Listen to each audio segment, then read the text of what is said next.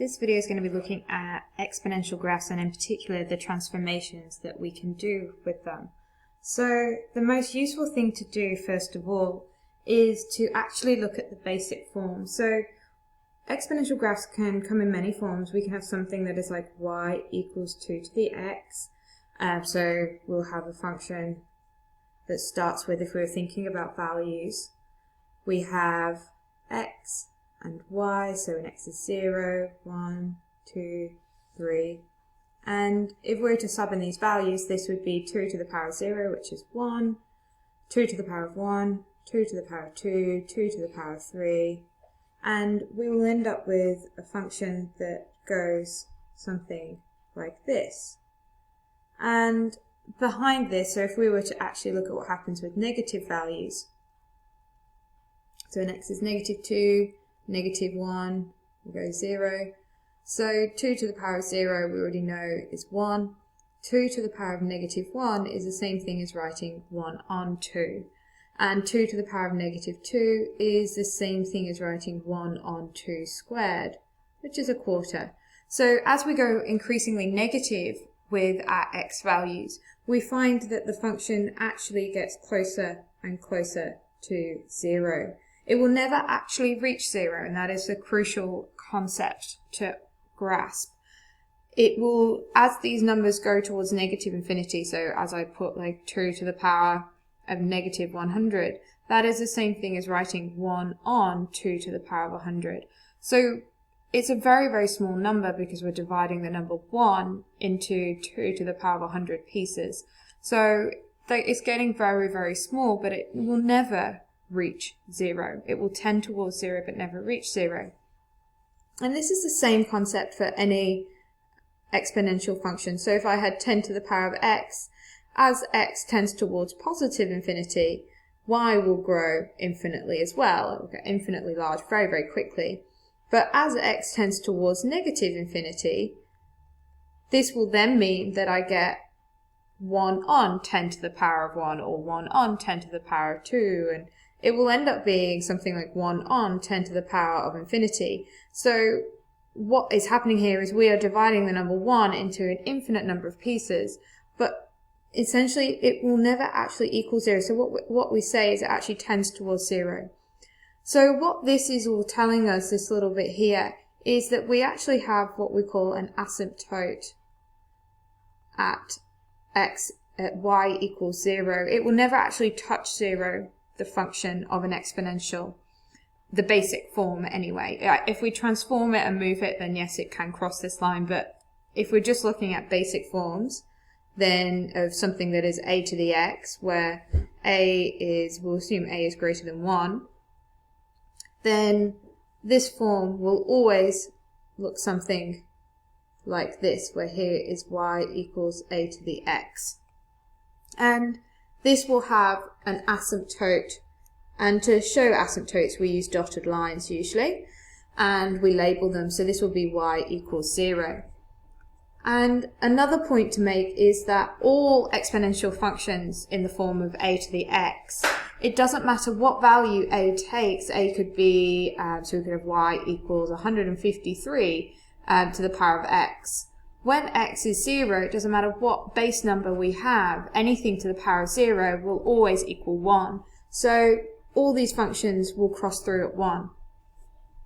So key things then, repeating that, we have any exponential function in this basic form of a to the power of x will go through at 1, and will also always have an asymptote through at y equals 0. We're now going to be looking at the form of y equals e to the x. So this is the most common exponential function we see. So e to the x then looks exactly like any other exponential graph. It goes through at 1, and we get a function that does this. And it will also have that asymptote going through at y equals 0.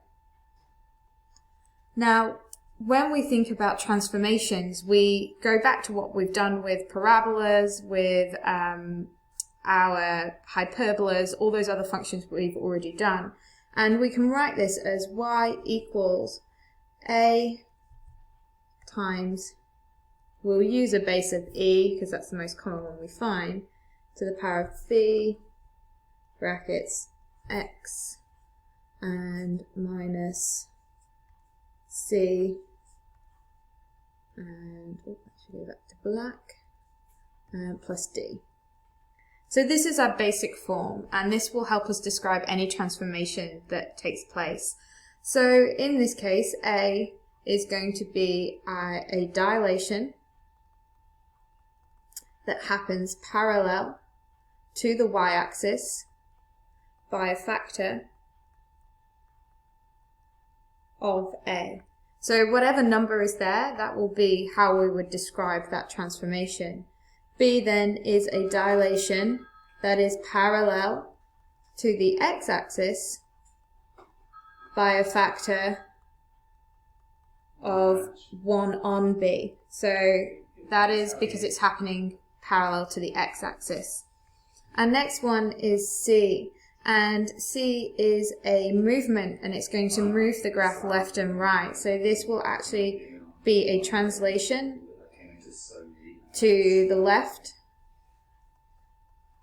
or right. So we're going this way or this way. And for example, just so that we know, because this moves in the opposite direction to what you would originally think. So if we had let's say, y equals e to the x take 2, this would actually mean that we'd move 2 units to the right, because it's a negative 2, we move the opposite way. And if we had y equals e, well, let's change it from that. Let's say 2 to the x take, add 3. Let's make it plus this time. Then this would move our 2 to the x function 3 units to the left. So you move in the opposite direction to the sign.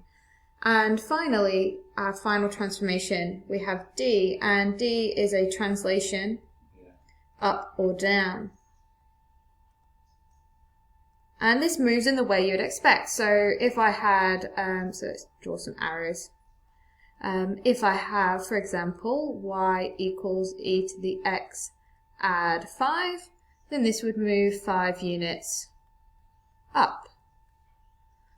If I have something like y equals 7 to the x take 3, then this will move my 7 to the x function 3 units down.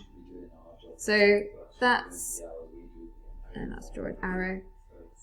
And they are our 4 transformations we need to be aware of. Now, there's a little bit extra we can look into here, and the final 2 that sort of link into the first 2, A and B, is what happens when A is negative. So if A is negative, if A is negative 5 or negative 2, then we still have a dilation that is parallel to y. But what will also happen is if we have a negative at the front, it will also reflect the graph, or the function, across the x-axis. So it will flip it over the x-axis, and in a similar manner, if our b is negative, then this will reflect the function in the y-axis. So although A is a dilation parallel to y, when A is negative, it actually reflects across the x-axis. So what I mean by that is, let's use the same color.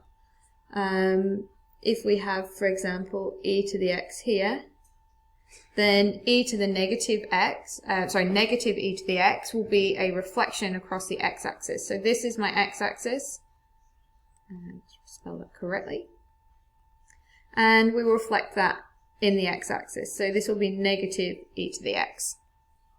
If we look at the other one is our b value, which is in the power.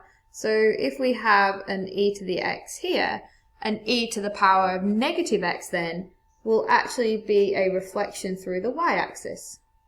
So, where obviously this one here is my y-axis.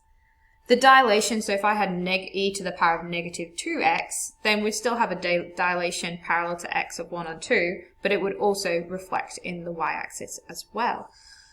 So they're our basic transformations, and you need to make sure you're happy with those, but they should feel fairly familiar. We've talked about the asymptote. now I just want to mention a few things for when we're sketching and important things to remember to include.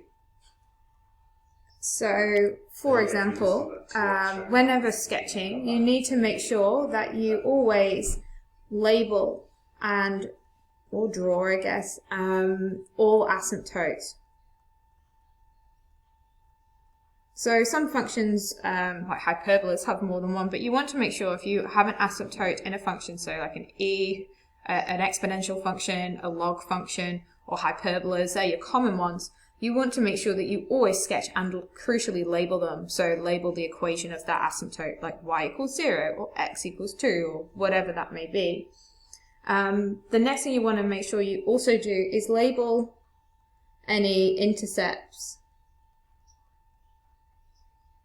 So they're your x-axis or your y-axis. You may have none, depending on how the function is transformed or moved.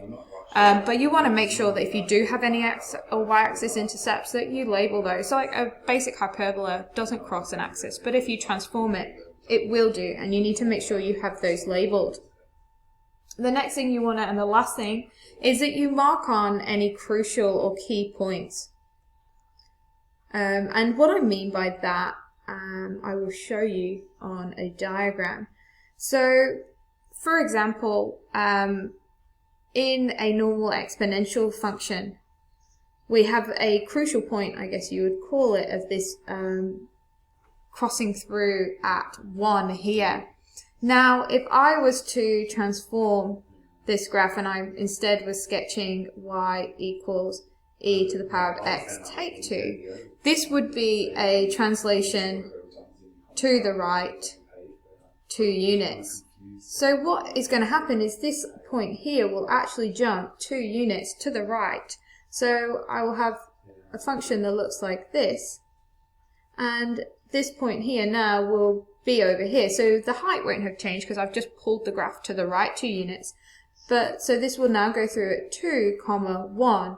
And what we've done is we've pulled this unit across, and we can see this a little bit better in Desmos. So we've got our basic function up here. This one is using a base of e. And what I was saying then is I've marked on here actually handily some crucial points. So the crucial point here is 0, 1, where we normally go through here. And what I can do is I can show you by changing the value of c. So I think we were looking at when I move c2 to the right. We can see when I put a negative 2 up here, so it becomes x take 2, which moves my blue function 2 units to the right, so 1 and 2. We can see that this crucial point that went through 0, 1 originally now goes through at 2, 1. And I guess if I make this now a negative 1, so I'm only moving 1 unit to the right, you can see my crucial point moves here. And as I change some of these values, you can see if I put in a 3 into this function at the top here, x plus 3 in the power means that I'm going to move 3 units to the left. So that crucial point of 0, 1 moves back 3 spaces. So it now goes through at negative 3 on the x-axis and 1 on the y. You can also see, so throw some of these things back to where they were. If I move a, so a is the coefficient at the front. As I make a larger, you can see I'm actually stretching this function up by that many points.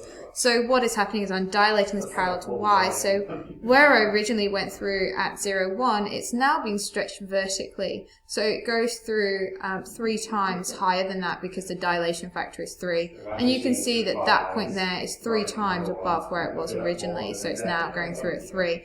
And that would be the case for any of these points. This point here going through at 3. If we were to actually move up, you can see that this is actually going through 3 times higher than it was before. So maybe this one here, there's 2 point something. If I was to times that by 3, we can see we're going up to about here, and that is 3 times higher than it was originally.